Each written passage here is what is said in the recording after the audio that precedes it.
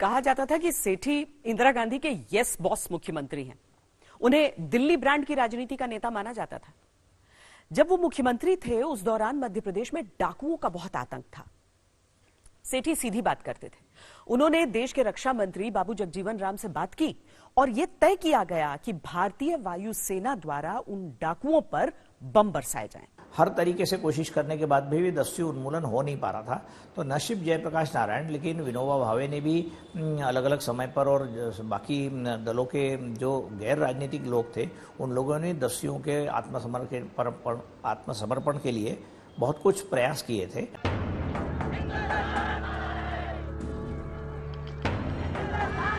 फिर आया समय आपातकाल। अब श्यामाचरण के भाई विद्याचरण केंद्रीय सूचना एवं प्रसारण मंत्री थे। संजय गांधी के बेहद करीबी थे।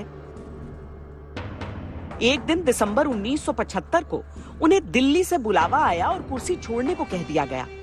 इस बार सीधे श्यामाचरण को ही मुख्यमंत्री की शपथ लेने को कह दिया गया। जब मुख्यमंत्री बनाने की बात आई तो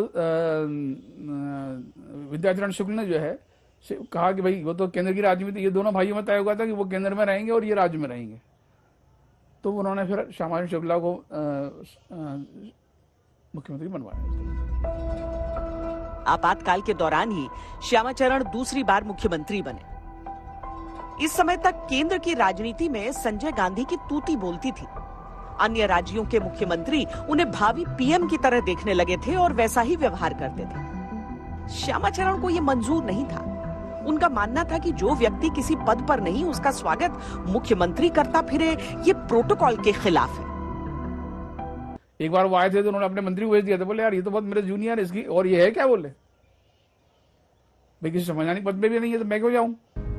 ईश्वर की शपथ लेता हूं, ईश्वर की शपथ। आपातकाल हटा तो केंद्र में मोरारजी देसाई प्रधानमंत्री बने और उन्होंने एक साथ 8 राज्यों की सरकारें बर्खास्त करके राष्ट्रपति शासन लगा दिया। मध्य प्रदेश में उनमें से एक था। फिर हुए विधानसभा चुनाव। मध्य प्रदेश में जनता पार्टी ने 320 में से 231 सीटें जीती, जिनमें अकेले जनसंघ की 129 सीटें थीं और समाजवादियों की 80। कांग्रेस 84 सीटों पर सिमट गई और श्यामाचरण खुद अपना चुनाव हार गए। जनसंघ में 3 प्रमुख दावेदार थे मुख्यमंत्री पद के लिए, कैलाश जोशी, सुंदरलाल पटवा और वीरेंद्र सकलेचा। लेकिन बाजी हाथ लगी कैलाश जोशी की। कैलाश जोशी जनसंघ के कर्मठ कार्यकर्ता थे, लेकिन उनका स्वास्थ्य खराब रहने लगा।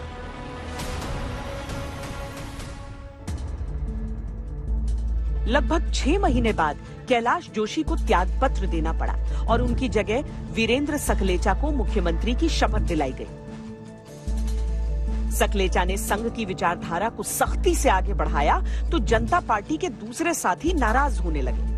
अटल बिहारी वाजपेयी को हस्तक्षेप करना पड़ा। सकलेचा करीब 2 साल मुख्यमंत्री रहे। दिल्ली में मोरारजी की सत्ता गई और समाजवादी चरण सिंह प्रधानमंत्री बने। तब मध्य प्रदेश से सकलेचा की कुर्सी भी चली गई।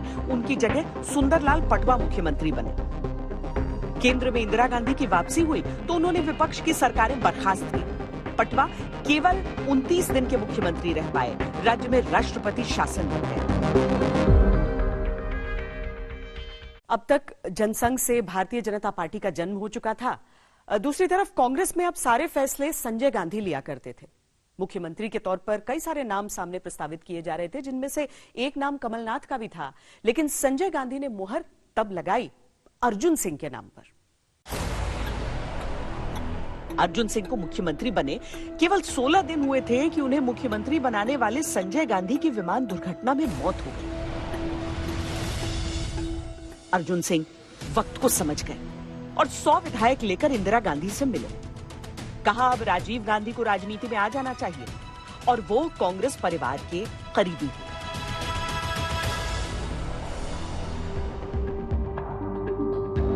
अर्जुन सिंह ने खुद को स्थापित किया और श्यामाचरण शुक्ल और विद्याचरण शुक्ल को किनारे लगाते गए।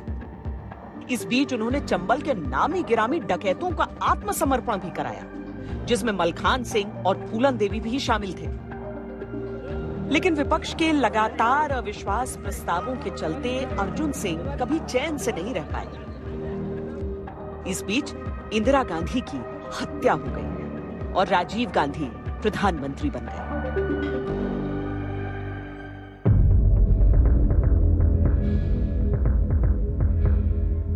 मुश्किल से 2 ही महीने हुए होंगे कि वो कांड हो गया जिसने पूरी दुनिया में हंगामा मचा दिया, भोपाल गैस त्रासदी।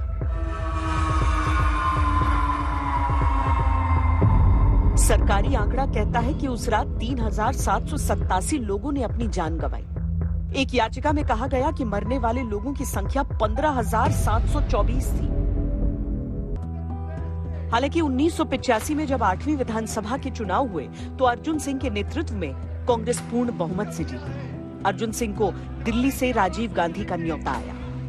अर्जुन सिंह को पंजाब भेजते समय राजीव गांधी ने उन्हीं से पूछा कि अपने पसंद का मुख्यमंत्री तो बताते जाओ। अर्जुन सिंह ने कहा मोतीलाल वोहरा।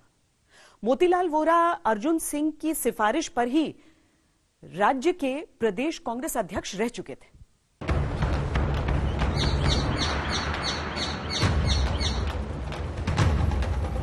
अर्जुन सिंह पंजाब गए और मोतीलाल वोहरा मुख्यमंत्री बन गए। मध्य प्रदेश के कांग्रेस अध्यक्ष का पद मिला दिग्विजय सिंह उर्फ दिग्गी राजा। दिग्विजय सिंह अर्जुन सिंह सरकार में मंत्री रह चुके थे। राजीव गांधी के कहने पर लोकसभा का एक चुनाव भी लड़कर जीत चुके थे, लेकिन अब बारी वापस मध्य प्रदेश लौटने की थी।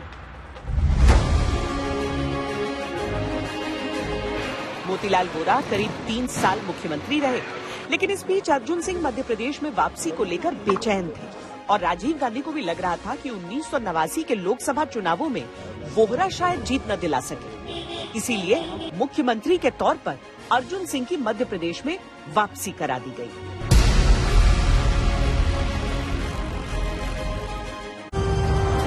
लेकिन किस्मत देखी, चुरहट लॉटरी कांड विवाद के चलते 11 महीने बाद उन्हें गद्दी छोड़नी पड़ गई। अर्जुन सिंह गए तो मुख्यमंत्री की कुर्सी के लिए माधवराव सिंधिया और दिग्विजय सिंह का नाम सामने आया। राजा वर्सेस महाराजा की जंग कांग्रेस के अंदर ही छिड़ी, लेकिन दिल्ली आला कमान की तरफ से चुनाव होने तक वोहरा को ही फिर से कमान सौंप दी गई। सिंधिया और वोहरा ने लोकसभा चुनावों में जमकर मेहनत की, लेकिन मेहनत काम नहीं आई।